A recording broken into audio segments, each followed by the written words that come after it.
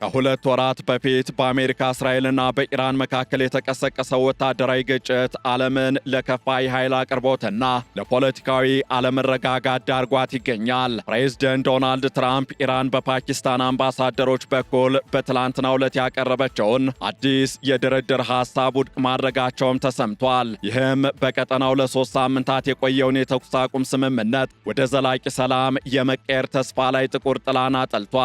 ዶናልድ ትራምፕ በዋይት ሃውስ በሰጡት መግለጫ ላይ ኢራን ያቀረበችው የሰላም ሐሳብ እርሳቸው ሊቀበሏቸው የማይችሏቸውን ቅድመ ሁኔታዎች የያዘ መሆኑንም ገልጸዋል። ይህ የትራምፕ አቋምና ከአሜሪካ ኮንግረስ ጋር የገቡበት የ60 ቀናት የጦርነት ስልጣን ገደብ ወይም ዋር ፓወርስ ሪዞሉሽን ውዝግብ የሁለቱን ሀገራት የወደፊት ግንኙነት ይበልጥ ውስብስብና የከረረ አድርጎታል። እናም በዕለቱ የዓለም አቀፍ ትንታኔ ዝግጅታችን ይህንንና ተያያዥ ጉዳዮችን ልንመለከት ወደድን። ከዓለም አቀፍ የትንታኔ ዘገባ ዝግጅቱ ጋር ታሪኩ ጋሹ ነኝ።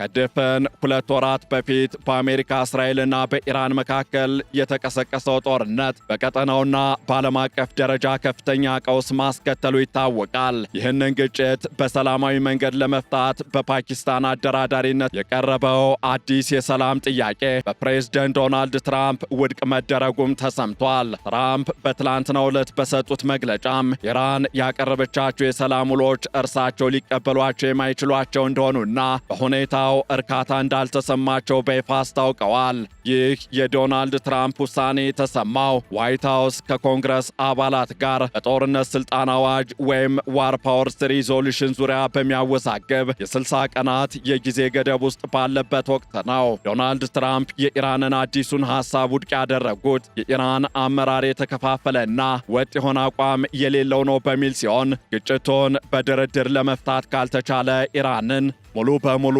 ለማውደም ወይም ብላስት ዘም አዌይ ዝግጁ መሆናቸውን በመግለጽ የዛቻ ቃላትን ተጠቅመዋል። ፕሬዝደንት ዶናልድ ትራምፕ ለቀረበላቸው የድርድር ጥያቄ የሰጡት ምላሽ ጥብቅና ግልጽ መሆኑም እየተነገረ ይገኛል። ስምምነት ማድረግ ይፈልጋሉ፣ እኔ ግን በሁኔታው አልረካሁም ወይም ባቀረቡት ቅድመ ሁኔታ አልተስማማሁም፣ ስለዚህ ምን እንደሚከሰት እናያለን ሲሉ ለጋዜጠኞች ምላሽ ሰጥተዋል። ፕሬዝደንቱ አክለውም እኔ ልስማማባቸው የማልችላቸውን ነገሮች እየጠየቁ ነው በማለት ኢራን በድርድር ጠረጴዛው ላይ ያቀረበቻቸው ቅድመ ሁኔታዎች ለዋሽንግተን ተቀባይነት የሌላቸው መሆኑን አስምረውበታል። ዶናልድ ትራምፕ ከኢራን ጋር የሚደረግ ማንኛውም ስምምነት ቴህራን የኒውክሌር መሳሪያ የማበልጸግ ፍላጎቷን ሙሉ በሙሉ እንደምታቋርጥ ዋስትና መስጠት አለበት የሚል ጽኑ አቋም አላቸው። ኢራን በበኩሏ የኒውክሌር ፕሮግራሟ ለሰላማዊ አገልግሎት ብቻ መሆኑን በመግለጽ የቀረበባትን ክስ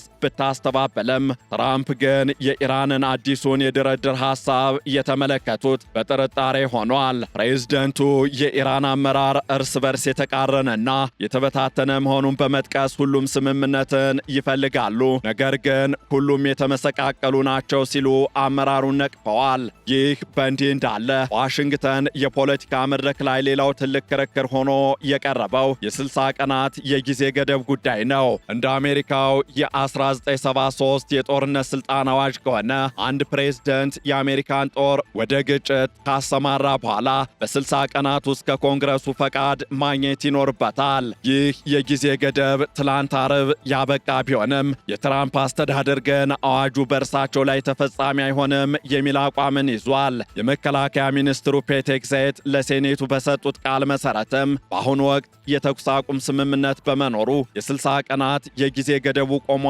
ወይም ተቋርጧል ሲሉ ተከራክረዋል። እንደ ሚኒስትሩ አባባል ከአውሮፓውያኑ ኤፕሪል 7 ጀምሮ በሁለቱ ሀገራት ጦር መካከል ቀጥተኛ የተኩስ ልውውጥ ባለመኖሩ ጠባጫሪ ድርጊቶች ወይም ሆስቲሊቲስ አብቅተዋል። ስለዚህ የኮንግረሱ ፈቃድ አያስፈልግም ባይ ናቸው። ፕሬዝደንት ዶናልድ ትራምፕም ቢሆኑ ለኮንግረሱ መሪዎች በጻፉት ደብዳቤ ፌብሩዋሪ 28 እንደ አውሮፓውያኑ የዘመን አቆጣጠር የተጀመረው ጦርነት አብቅቷል ተጥሷል በማለት የሕግ ገደቡን ለማለፍ ሞክረዋል። ይሁን እንጂ የአስተዳደሩ ትርጓሜ በዲሞክራቶችና በአንዳንድ ሪፐብሊካኖች ዘንድ ከፍተኛ ተቃውሞ ገጥሞታል። ለአብነትም የቨርጂኒያ ሴናተር ቲም ኬን የሕጉ ድንጋጌ የጊዜ ገደብን ለማስቆም የሚያስችል ክፍል የለውም ሲሉ ውድቅ አድርገውታል። የካሊፎርኒያው ሴናተር አዳም ሺፍ በበኩላቸው የአየር ጥቃት ቢቆምም የአሜሪካ ባህር ኃይል አሁንም በሆርሙዝ የባህር ወሽመጥ ላይ ከበባ እያደረገ መሆኑን በመጥቀስ አንዳንድ ኃይሎችን መጠቀም ማቆም የጊዜ ገደቡን አያቆመውም ወይም ሕገ ደንቡን ውድቅ አያደርገውም ብለዋል። የዲሞክራቶች ዋና መከራከሪያም ፕሬዝደንቱ ኮንግረሱን ወደ ጎን በመተው የራሳቸውን ጦርነት እያካሄዱ ነው የሚል ሆኗል። ከዚህ ጋር ተያይዞም በሕገ መንግስቱም ሆነ በጦርነት ስልጣን አዋጁ ውስጥ የማቆሚያ ቁልፍ ወይም ፓውዝ በተን የለም ሲሉ ሴናተር ሪቻርድ ብሉሜንታል በትዊተር ገጻቸው ላይ አስፍረዋል። ይህ የኮንግረሱ ውዝግብ በቀጠለበት ሁኔታ በኢራን በኩል ዲፕሎማሲያዊ ጥረቶች ተጠናክረው ቀጥለዋል። የኢራኑ የውጭ ጉዳይ ሚኒስትር አባስ አራግቺ ከቱርክ፣ ኳታር፣ ሳውዲ አረቢያና ኢራቅ አቻዎቻቸው ጋር በመደወል የሰላም ሐሳባቸውን ለማስረዳት ሞክረዋል። ኢራን በፓኪስታን በኩል ያቀረበችው አዲስ የሰላም ወይም የድርድር ዕቅድ ዋሽንግተን ዛቻዋንና የመስፋፋት አካሄዷን ካቆመች ለድርድር ዝግጁ መሆኗን የሚገልጽ መሆኑም እየተጠቆመ ነው።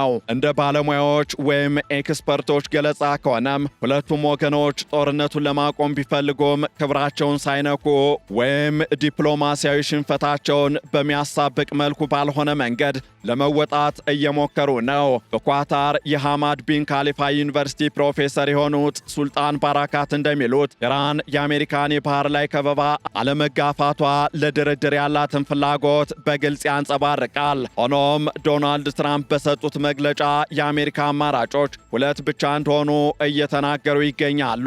አማራጮቹም ወይ ሄደን ድባቅ መተን ለዘላለም ማጥፋት ወይም ደግሞ ስምምነት ላይ መድረስ ነው ሲሉ ዶናልድ ትራምፕ ወታደራዊ እርምጃ አሁንም ዋነኛ አማራጫቸው መሆኑን ጠቁመዋል። በሌላ በኩል በሪፐብሊካን ወገን ያሉት ሴናተሮችም በጉዳዩ ላይ የተከፋፈለ አቋም እያንጸባረቁ ይገኛሉ። አብዛኞቹ የፓርቲው አባላት ለትራምፕ አመራር ድጋፍ ቢሰጡም እንደ ሴናተር ሱዛን ኮሊንስ ያሉ ጥቂት ሪፐብሊካኖች ግን ከዲሞክራቶች ጋር ወግነዋል። ኮሊንስ የፕሬዝደንቱ የስልጣን ገደብ የሌለው አይደለም፣ የ60 ቀናት ገደቡ ምክረ ሐሳብ ሳይሆን ግዴታ ነው በማለት በይፋ ተቃውሟቸውን ገልጸዋል።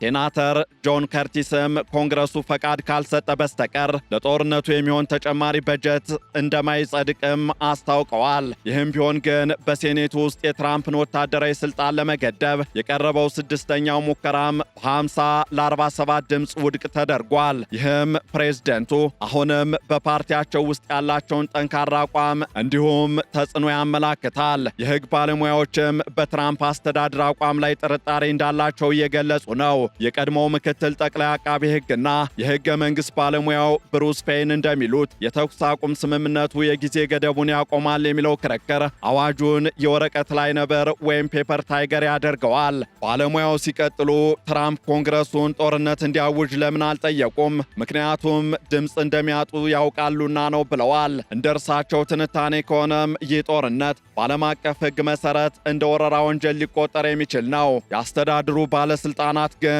ጦርነቱን ኤፒክ ፓሴጅ በሚል አዲስ ስም በመቀየርና ለባህር ዳርቻዎች ደህንነት ሲባል የሚደረግ ወታደራዊ እንቅስቃሴ በማስመሰል የሕግ ተጠያቂነቱን ለማለፍ እያሰቡ መሆኑ ተሰምቷል። በጦርነቱ ሳቢያም በኢራን በኩል ከፍተኛ የሰብአዊ ጉዳት እንደደረሰ እየተገለጸ ነው። እስካሁን በተደረገው ጦርነትም በኢራን ከ3300 በላይ ሰዎች ሲገደሉ በሊባኖስና በሌሎች የአካባቢው ሀገራትም ተመሳሳይ የሞት አደጋ ደርሷል። በተጨማሪም በሀገሪቱ ውስጥ የቀሩ ያልፈነዱ ቦምቦች በትላንትናው ዕለት በ14 የኢራን አብዮታዊ ዘብ አባላት ላይ የሞት አደጋ ማድረሳቸው ተሰምቷል። በሌላ በኩል ደግሞ በኢራን እስር ቤት የሚገኙት የኖቤል የሰላም ተሸላሚ ናርጌስ መሐመዲ የጤና ሁኔታ እጅግ አሳሳቢ ደረጃ ላይ መድረሱና ወደ ሆስፒታል መዘዋወራቸው የሰብአዊ መብት ተሟጋቾችን ስጋት ላይ ጥሏል። ጦርነቱ በኢራን ምጣኔ ሀብት ላይ ብቻ ሳይሆን በዓለም አቀፍ የነዳጅ ገበያ ላይም ከፍተኛ ተጽዕኖን እያሳደረ ይገኛል። የሆርሙዝ የባህር የባህር ወሽመጥ በኢራን ተዘግቶ መቆየቱና አሜሪካ የምታካሂደው የባህር ላይ ከበባ የዓለምን የነዳጅ ፍሰት በከፍተኛ ሁኔታ አውቆታል። እናም ወደፊት መፍትሄ የሚሆነው ምንድነው ለሚለው ጥያቄ ብዙዎች ወደ ዲፕሎማሲያዊ ንግግር መመለስን እንደ ብቸኛ መንገድ ያዩታል። ፓኪስታን አሁንም በሁለቱ ወገኖች መካከል ድልድይ ለመሆን ጥረት እያደረገች ትገኛለች። የቀድሞው የፓኪስታን አምባሳደር መሱድ ካን እንደሚሉት የሁለቱ ወገኖች የሰላም ሐሳቦችን መለዋወጥ ዲፕሎማሲያዊ መውጫ መንገድ እየተፈለገ መሆኑን ያመላክታል። ሆኖም የትራምፕ አውድሞ የመጨረስ ዛቻና የኢራን የአጸፋ ጥቃት ማስጠንቀቂያ ግጭቱ በማንኛውም ጊዜ ሊያገረሽ እንደሚችል የሚጠቁምና ስጋትን የፈጠረ ጉዳይ ተደርጎ ተወስዷል። የሪፐብሊካኑ ሴናተር ቶድ ያንግ እንደገለጹት ከሆነ ጦርነቱ አብቅቷል ከተባለ ወደፊትም ምንም አይነት ግጭት መኖር የለበትም። ግጭቱ የሚያገረሽ ከሆነ ግን ዋይት ሃውስ ከኮንግረስ አባላት ጋር አብሮ በመስራት ሕጋዊ ፈቃድ ማግኘት ይኖርበታል። በሌላ በኩል ፕሬዝደንት ዶናልድ ትራምፕ የኢራንን አዲስ የድርድር ሐሳብ ውድቅ ማድረጋቸውና ከኮንግረሱ ጋር ያላቸው የሕግ ፍጥጫ የቀጠናውን ሰላም አሁንም አጠራጣሪ አድርጎታል። ዶናልድ ትራምፕ በጦርነትና በድርድር መካከል ያለውን ሚዛን ለመጠበቅ ቢሞክሩም የምርጫና የሕግ ተጠያቂነት ጫናዎች ውሳኔዎቻቸውን እየተፈታተኑ ይገኛሉ። የዓለም አቀፉ ማህበረሰብም የነዳጅ ገበያው እንዲረጋጋና የሆርሙዝ የባህር ወሽመጥ እንዲከፈት ትኩረት ሰጥቶ እየተከታተለ ይገኛል። በቀጣይ ሳምንታት የሚደረጉት የዲፕሎማሲ እንቅስቃሴዎችና በዋሽንግተን የሚካሄደው የሕግ ክርክር የዚህን ጦርነት የመጨረሻ ዕጣ ፈንታ ይወስናሉ።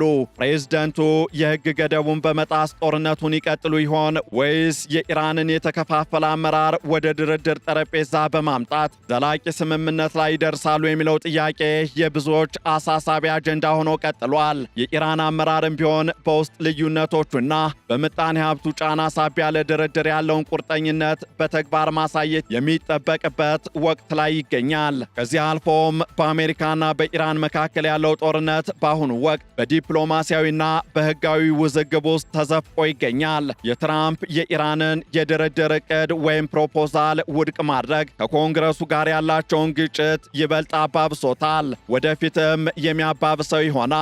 የተኩስ አቁሞ ለጊዜው ደም መፋሰሱን ቢያስቆመውም የሕግ የበላይነት ጥያቄውና የኢራን የኒውክሌር ጉዳይ ልባት ካላገኙ ጦርነቱ በድጋሚ መቀስቀስ ዕድሉ ሰፊ ነው። ዓለም አቀፉ ማህበረሰብና የአሜሪካ ሕግ አውጪዎችም ፕሬዝደንቱ ወደ ሙሉ ጦርነት ከመመለሳቸው በፊት ዲፕሎማሲያዊ መፍትሄ እንዲፈልጉ ጫና ማድረጋቸውን ሊቀጥሉ እንደሚገባም እየተገለጸ ይገኛል። የኢራን አመራር እየተከፋፈለ ነው ያሉት ዶናልድ ትራምፕ የገዛ ቤታቸው ወይም ኮንግረሱ በተመሳሳይ መልኩ መከፋፈሉ ለቀጣዩ የሰላም ሂደት ትልቅ ፈተና እንደሚሆንም ይጠበቃል። እናም የትራምፕ አስተዳደር ከኢራን ጋር ያለውን ጦርነት በተመለከተ የያዘው አቋም አሜሪካን በሕጋዊ ውዝግብና በወታደራዊ ስጋት ውስጥ ጥሏታል። የኢራን የሰላም ጥያቄ ውድቅ መደረጉና የ60 ቀናት የጊዜ ገደብ መታለፉ በቀጣይ ሳምንታት በቀጠናው ያለውን ውጥረት ሊያባብሰው እንደሚችልም እየተገመተ ነው። ዓለም አቀፉ ማህበረሰብ የሚጠብቀው የሆርሙዝ ባህር ወሽመጥ እንዲከፈትና ዘላቂ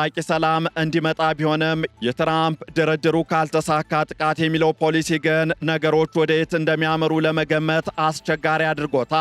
ጦርነቱ በቃላትና በዲፕሎማሲያዊ ሰነዶች መካከል እየተወዛወዘ ቢገኝም በመሬት ላይ ያለው እውነታ ግን አሁንም ለከፋ ግጭት የተጋለጠ ይመስላል። ይህንን ዓለም አቀፍ ትንታኔ ስናዘጋጅ ሲኤንኤን፣ ቢቢሲ፣ ሮይተርስ እንዲሁም ኤፒ ኒውስን በዋቢነት ተጠቅመናል።